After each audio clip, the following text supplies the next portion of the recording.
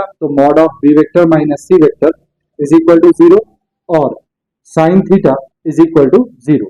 यहाँ जरा ध्यान से देखो तो ये है mod of b vector minus c vector is equal to 0।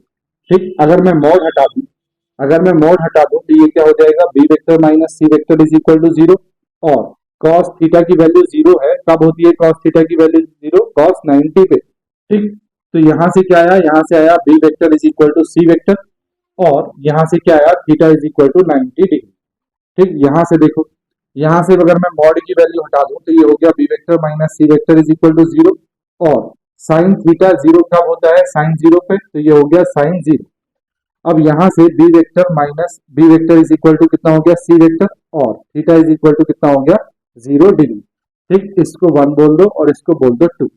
ठीक, तो from 1 and 2 b vector is equal to क्या आया है, c vector. From 1 and 2 b vector is equal to क्या आया है, सी वेक्टर।